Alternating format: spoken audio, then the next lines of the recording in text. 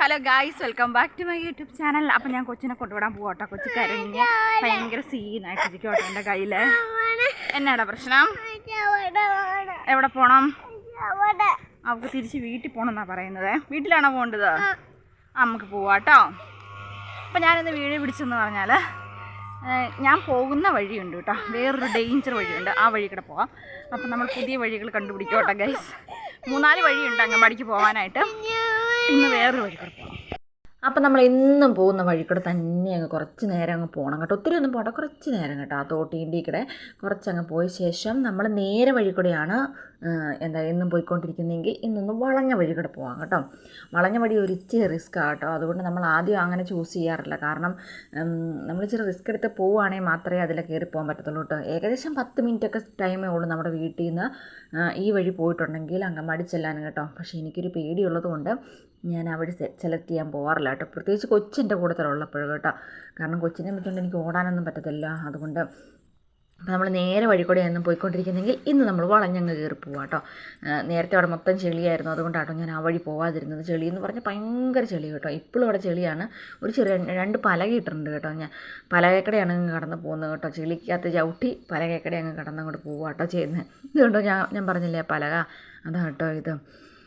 പിന്നെ ഇതൊക്കെ അത്യാവശ്യം നല്ല കാശുള്ളൊക്കെ ആൾക്കാരുടെ വീടും സ്ഥലങ്ങളൊക്കെയാണ് കേട്ടോ. അപ്പോൾ അതുകൊണ്ട് അവരുടെ വീട് മാത്രമേ അവിടെ ഉള്ളൂ. ബാക്കിയെല്ലാം അവരുടെ സ്ഥലമായതുകൊണ്ട് പ്രത്യേകിച്ച് വീടുകൾ കുറച്ചങ്ങ് ചെന്ന് കഴിഞ്ഞാൽ മാത്രമേ കേട്ടോ വീടുകളുള്ളൂ. പക്ഷേ അവിടെയുള്ള വീട്ടുകാരെല്ലാം ഓരോ ജോലിക്കൊക്കെ പോകുന്ന ആൾക്കാരാണ്.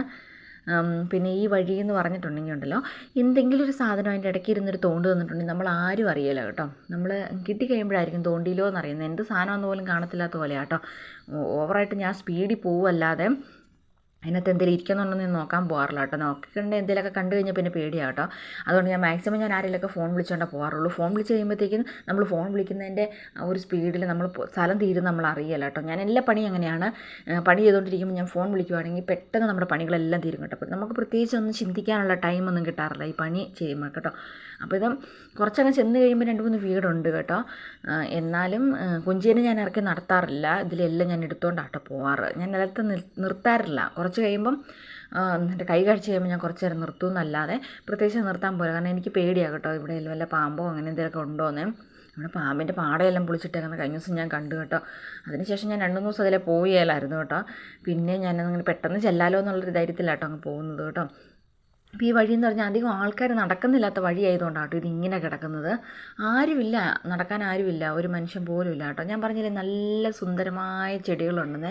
ഈ പോകുന്ന വഴി കൂടെ അതും ഇതൊക്കെ ഏതാണ്ടൊക്കെ ഉണ്ട് കേട്ടോ. ഞാനതെല്ലാം നല്ലപോലെ ആസ്വദിച്ച് അങ്ങ് പോകുന്നത് കേട്ടോ. പക്ഷെ നമുക്ക് നടന്നു പോകാൻ മഴക്കാലമായിട്ടുണ്ടെങ്കിൽ ഈ വഴിക്ക് പോകാനേ പറ്റത്തില്ല കേട്ടോ.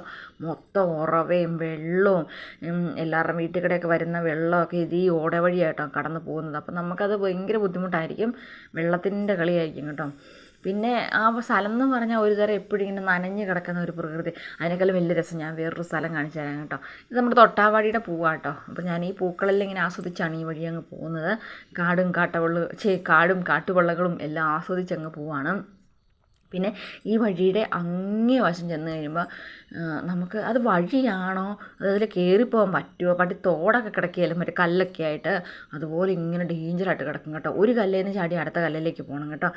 എവിടെയെങ്കിലും നമ്മുടെ കാലൊന്ന് സ്ലിപ്പായിട്ടുണ്ടെങ്കിൽ ഉറപ്പാണ് നമ്മൾ കുണ്ടിയും കുത്തി താഴെ കിടക്കും കേട്ടോ. കണ്ടോ, ഇനിയാണ് ആ ഡേഞ്ചർ കല്ലും മുള്ളും നിറഞ്ഞ വഴി കൂടെയാട്ടോ ഞാൻ കയറി പോകുന്നത്. നമുക്ക് ശരിക്കും നമുക്ക് പറ്റത്തില്ല. നമ്മുടെ കാലെല്ലാം തെന്നും കേട്ടോ. തെന്നെന്ന് പറഞ്ഞാൽ ഈ പായൽ പിടിച്ച കല്ലാണ് മൊത്തം. അപ്പോൾ നമുക്ക് ഉറപ്പായിട്ടും തന്നെ ഇത് നല്ല വഴി എങ്ങാണ്ടായിരുന്നു. ഒരുപാട് ആൾക്കാർ നടന്നുകൊണ്ടിരുന്ന നല്ല വഴിയായിരുന്നു. പക്ഷേ ഇപ്പോൾ ആരും അതിൽ പോകുന്നില്ലാത്തതുകൊണ്ടാട്ടോ ഇങ്ങനെയൊരു ശോചനീയാവസ്ഥയിൽ ഞാൻ മാത്രമേ ആക്ച്വലി ഇതിലങ്ങ് കടന്നു പോകുന്നുള്ളൂ. വേറെ ഒരു മനുഷ്യൻ ഇതിൽ കടന്നു പോകുന്നില്ല. അവരൊക്കെ വേറെ വേറെ വഴി കൂടെ ആട്ടോ ഓരോ സ്ഥലങ്ങളിലേക്ക് പോകുന്നത്. ഇപ്പം നമ്മൾ അങ്കമാടി പോകുന്നതുകൊണ്ടാണല്ലോ നമ്മൾ ഈ വഴി അങ്ങ് കടന്നു പോകുന്നത്. പിന്നെ ഞാൻ കാണിച്ചു തരാമെന്ന് പറഞ്ഞു. ഇവിടെ ഒരു മടയുണ്ടായിരുന്നു കേട്ടോ ഗൈസ്. ഒരു ദിവസം ഞാനാണെങ്കിൽ നമ്മൾ നടക്കുമ്പോൾ അറിയാം ഇങ്ങനെ ടപ്പ കേൾക്കും കേട്ടോ.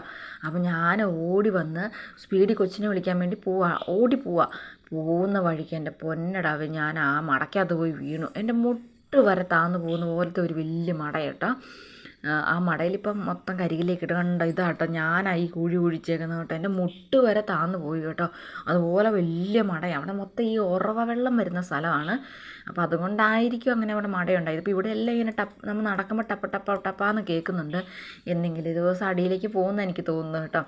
അപ്പോൾ താഴെ വീടൊക്കെ ഉണ്ട്, അവരൊക്കെ അവിടെ ഇല്ല, അവരൊക്കെ ജോലിക്കൊക്കെ പോകുന്ന ആൾക്കാരാണ് കേട്ടോ.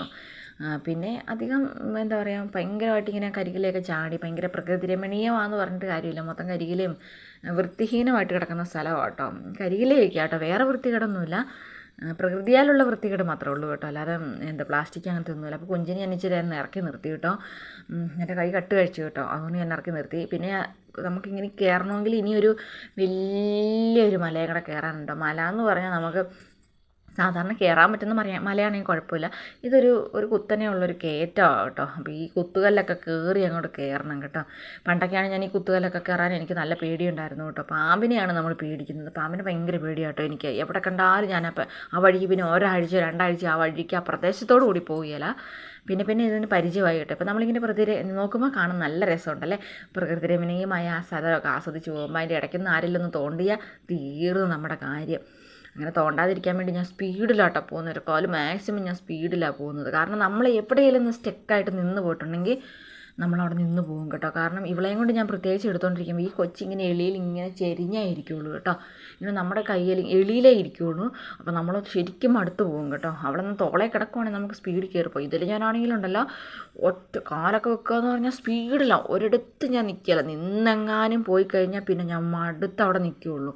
ഒറ്റ ശ്വാസത്തിന് ഞാൻ ആ മണ്ടേ കയറും കേട്ടോ. മണ്ടേ കയറി കുറച്ച് നേരം നിന്ന ശേഷം മാത്രമേ ഞാൻ അങ്കൻവാടിയിലേക്ക് പോകുള്ളൂ, കാരണം എനിക്ക് ശ്വാസം കിട്ടാതെ വരും കേട്ടോ. കൊച്ചിനെ എടുത്തോണ്ട് കയറാമെന്ന് പറഞ്ഞാൽ ഭയങ്കര പാടാണ്. കണ്ടതേ ആ മണ്ടത്തെ റോഡ് വരെ എനിക്ക് കയറി പോകണം കേട്ടോ. ഞാൻ പകുതി എത്തിക്കഴിഞ്ഞപ്പോഴത്തേക്കും ഞാൻ അവശതയായി. എന്നാലും എന്നെ തോറ്റു കൊടുക്കാൻ പറ്റത്തില്ല, തോറ്റു കൊടുത്തിട്ടുണ്ടെങ്കിൽ ഞാൻ അവിടെ നിൽക്കും.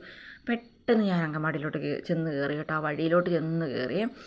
അപ്പം ഞാൻ പറഞ്ഞില്ലേ, നമ്മൾ ആദ്യം വരുന്ന വഴി ആ നേരെയുള്ള വഴി കൂടെ വന്ന് കയറും കേട്ടോ, നമ്മൾ ആ റോട്ടിൽ കൂടെ വന്ന് കയറും. പിന്നെ ഞാൻ അവളവിടെ ഇറക്കി നിർത്തി, അവളൊന്ന് വീണ് കേട്ടോ അവിടെ ഇറക്കി നിർത്തിയപ്പോഴത്തേക്കും. പിന്നെ വേറൊരു വഴിയുണ്ട് കേട്ടോ, അത് ഞാൻ പിന്നെ കാണിച്ചു തരാം. അത് റബ്ബർ തോട്ടത്തിലേക്കുള്ള വഴിയാട്ടോ, റബ്ബർ തോട്ടത്തിലൂടെ പോകുന്ന വഴിയാട്ടോ. അപ്പോൾ നമ്മൾ ആ താഴേന്നാണ് കയറി വന്നത്. അപ്പോൾ നമ്മൾ അങ്കൻവാടി വന്നു കേട്ടോ ഗൈസ്. അപ്പോൾ tata bye bye, see U.